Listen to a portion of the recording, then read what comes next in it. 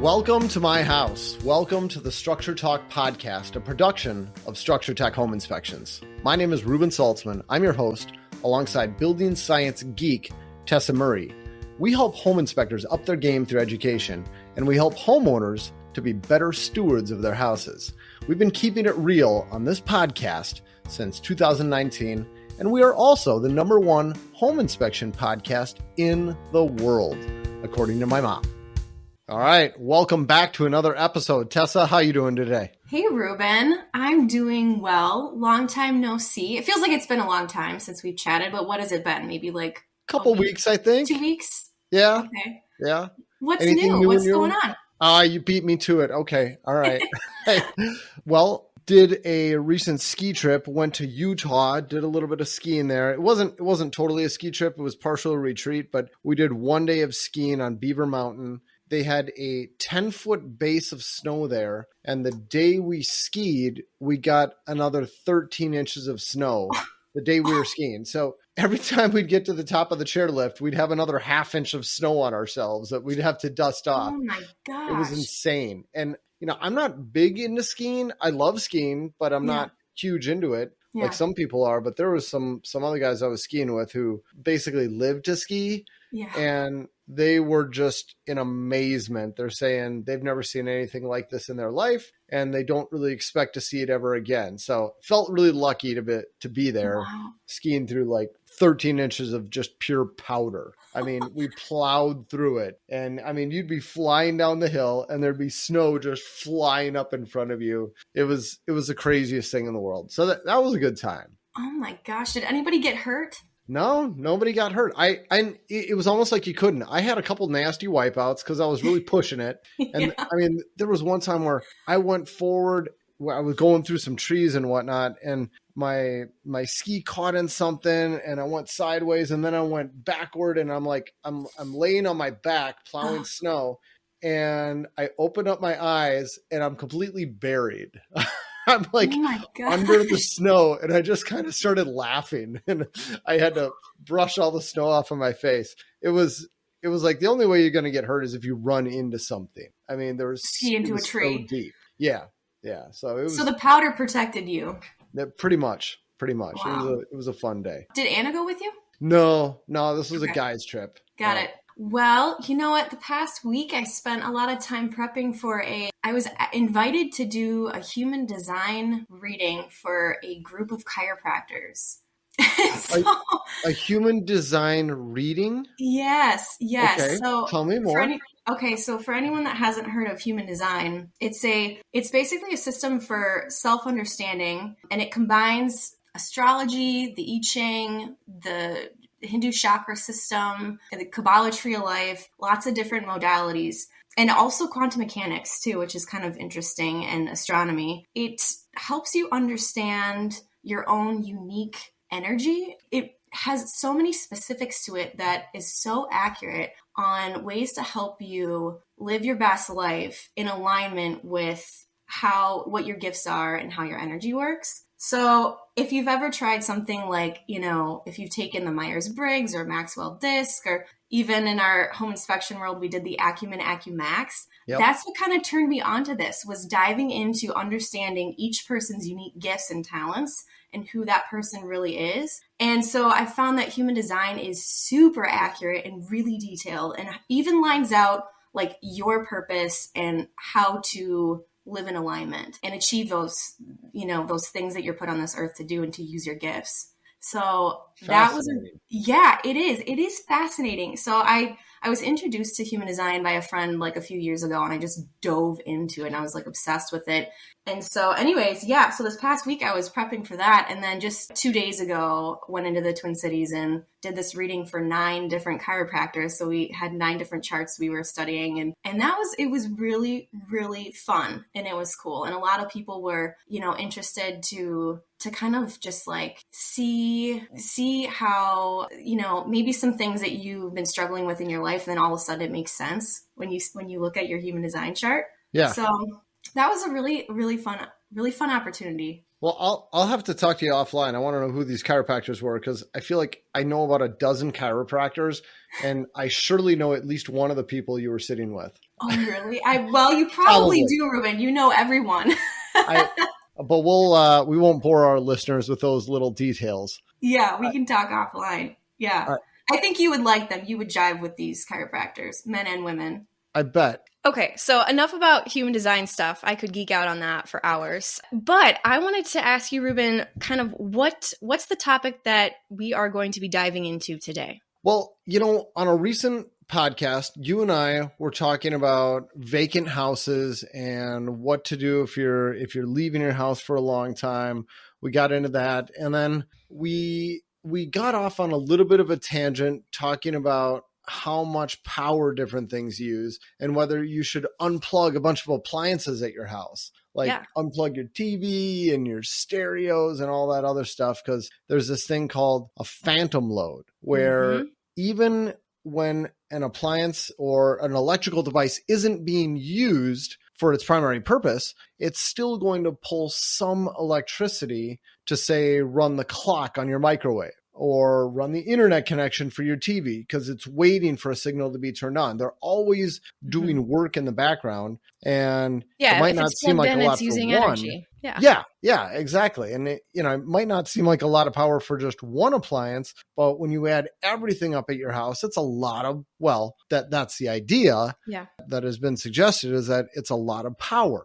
So when we were doing the podcast last, we talked about maybe doing a follow-up experiment. Have you done that already? I said, all right, let's go. I'm anxious to do this. I was super curious about it. And, I have this device installed in my main electric panel called a Sense Home Energy Monitor. It's this device where you get these sensors that wrap around the two main cables coming into your electric panel, and it gets connected to the internet, and you get this app on your phone, and you log into your account, and it tells you your current power usage. And it also tells you, it begins to figure out different appliances or different things that are drawing power based on their electrical signature. Like, it figured out my garage door opener right away. And you could set it up to give you an alert every time it senses your garage door opener turning on or off. I mean, you can do all these cool things with it, but probably the coolest, most basic one is just an energy meter. It's a graph that updates itself every second, showing how much power is being used in your house right this second. And it's an How often do you look at that? Not often. Back when I first got it. It's not your screensaver on your It should be. Anna, turn off that TV. Yeah. Too much energy. Who turned on a light in the basement bathroom? Yes. Yeah. No, I am not that dad. I am not super concerned about our power usage, but back when I first got it, I did spend a fair bit of time just putzing around with it, trying to figure out what actually uses power, what doesn't. And you learn some surprising things. I mean, well, I'm not going to get into all of them right now, but maybe we will get into some. But it's a really easy way for you to monitor how much power everything is using. I mean, you can buy these one-off devices. I bought this one device a long time ago called it was called a kilowatt. And it's a device that plugs into the wall, and then you plug something else into it, and it measures how much power is coming through it. So it's really neat, but it takes a long time. It's like you got to leave something plugged in for about a day, and then you can see how much it's costing you. But with the Sense monitor, you see all that data in real time. It's instant. And would you say that kilometer device was fairly in alignment with the monitor you have installed in your electrical panel? Were they similar readings? They do. Yeah, I haven't done a side-by-side comparison, because with the Sense, it measures everything, and it's not very good at measuring individual items. Okay. The kilowatt is more, I want to know exactly what this one thing is doing over a long period of time. Yeah. So they serve different purposes. I'm assuming they're both accurate. I mean, they got to be within some percentage of accuracy of each other. But so I thought, let's see what this phantom load is. And, the phantom load is all these little things that aren't really doing anything. But to establish a baseline, I had to start out by unplugging or shutting off the power to all those things in a house that turn on and off by themselves. Tessa, list a few. I bet you could think of some. Well, I'm thinking like appliances like refrigerators Yep. and microwaves. Well, you're Well, turning those on and off, so I guess yeah, that's not microwave I control. the Yeah. appliance itself. But what about like mechanical systems too, like Y- an HRV or ERV system, Yes. or I shut even that off. were you brave enough to turn off your furnace? I shut off the furnace. Yes. Okay. Water heater, if you've got, a power vent water heater Yep. potentially. I've got a power vent water heater, and Okay. I'll stop you there because you got them all. Oh, I good. can't think of Okay. any Thank others you. that turn on and off. Well done, Tess. I knew you'd get there I may not be quickly, inspecting houses anymore, but but you got a head for this stuff. there we You know go. how they work. I'm Yeah. staying in the game, trying to at least. Yep. So shut all those down. And then I went around and shut down some other stuff that kind of has variable power consumption, like my desktop computer. Depending on what's going on, it may pull more power, less power. Shut that off. Desktop computers pull quite a bit of power. And I always leave mine on because I've always got Google Drive running in the background, and I've got this sync tool. So it's always syncing files that inspectors upload overnight. And I always just want it always up to date. But man, it uses a lot of power. I'm second guessing my decision. But turned off my desktop, turned off Anna's desktop. She was working from home. Uh-oh. Sorry, honey. But she was very gracious, and I had her work on her laptop, not connected to a charger. Uh-huh. The one thing I didn't turn off is the internet, because I need the internet to do this experiment. Yeah. And whether even if I'm going to be gone for a month or two, I want the internet remaining on, because I want my smart thermostat to be running. Yeah. I want my water sensors to be connected. Like there's stuff I want to leave on. So I shut off all the stuff I could think of, established a baseline, and then I went around and I unplugged everything. I unplugged the televisions, the laptop chargers, the phone chargers, the microwave, the toaster oven, what else? The coffee maker, 6 Alexa devices. We got those all over the house. It's our intercom system. Alexa knows what's going on in my house. Yes. We should interview her on the podcast. A lot of dirt. No, my house is very boring. There's nothing interesting going on here.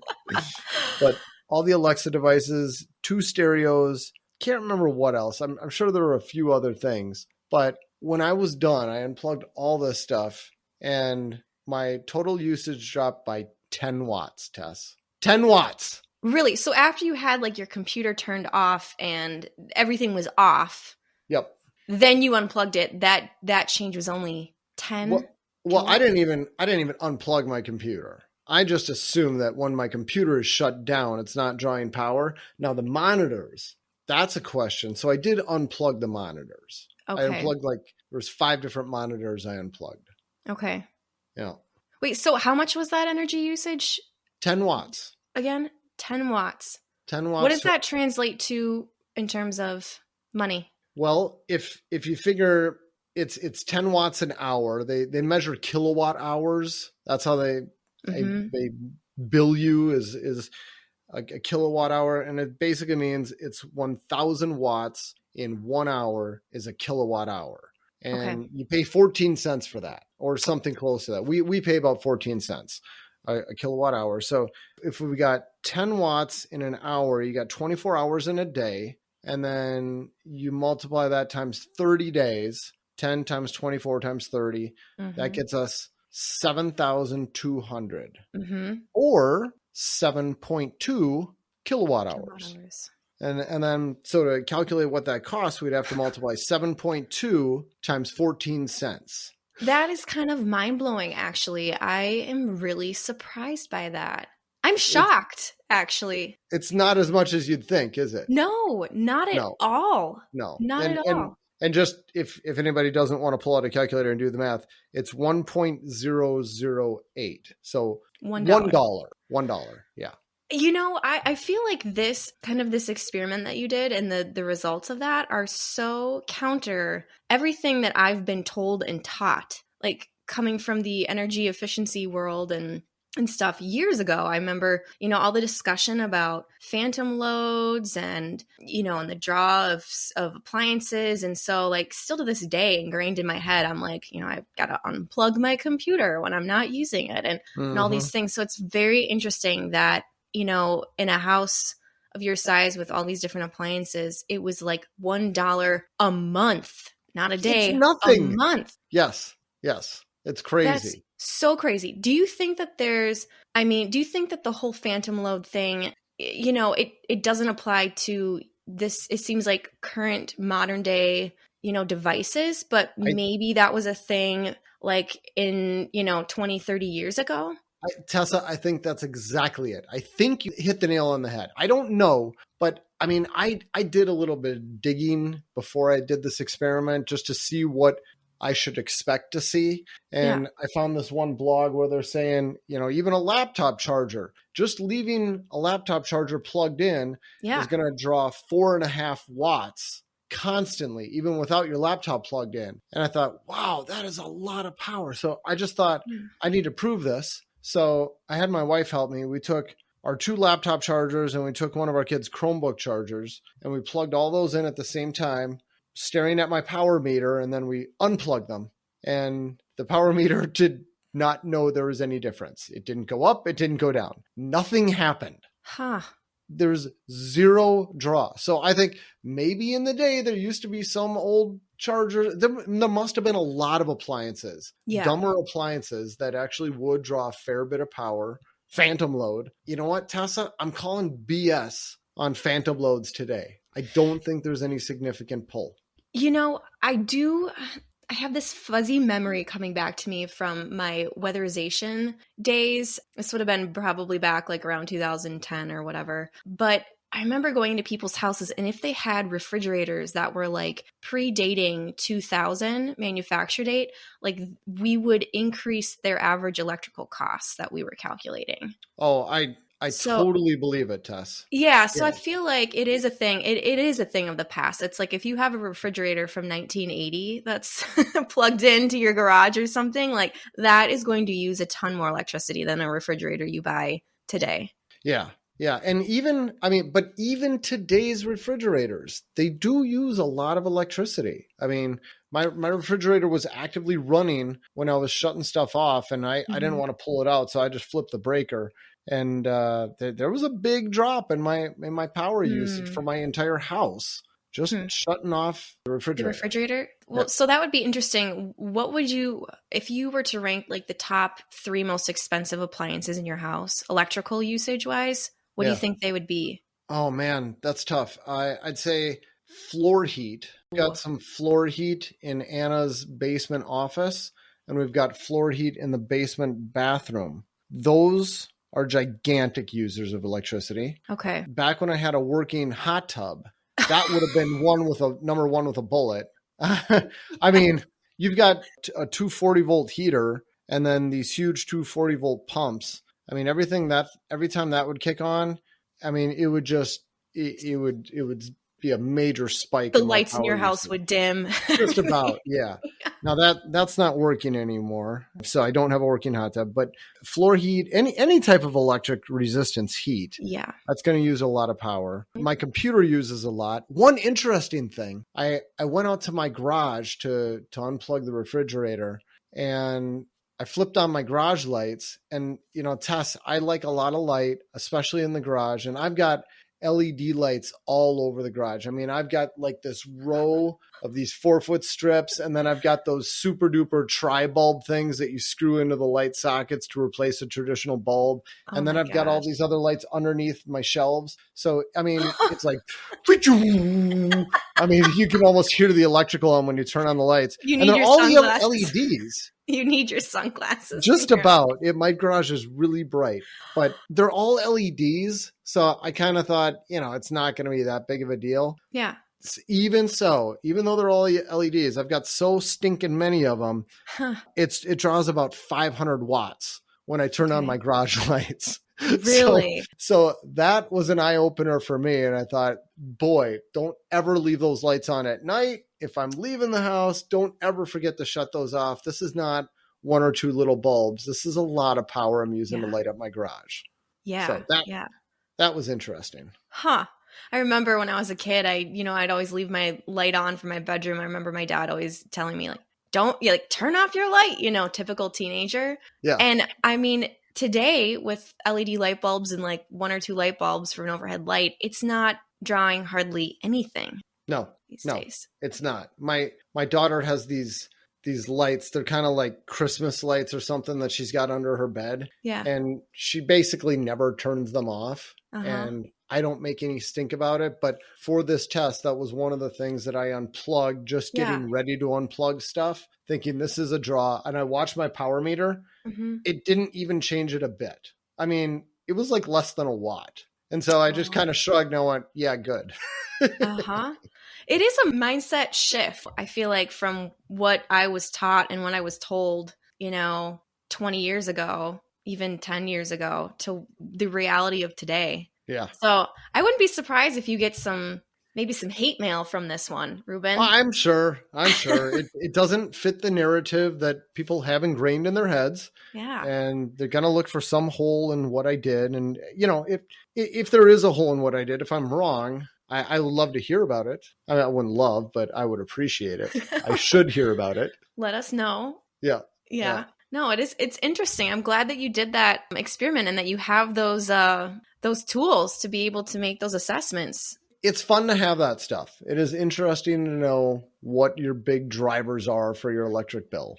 All right, cool. Well, I will surely have a blog post talking about this, and I'll do a YouTube video as well to go along with the podcast, just to share these results. And sounds good. Bottom line is, if you're leaving town, shut stuff off. I mean, be smart about it. If your refrigerator is going to be 100% empty, you can have nothing left in there, go ahead and unplug it and then crack the door so it doesn't get all funky. But otherwise, it's gonna use power, leave it plugged in. But as far as, clocks and TVs and all that stuff, I say don't waste your time. Unplugging them. Yeah. Yeah. There's a lot bigger fish to fry.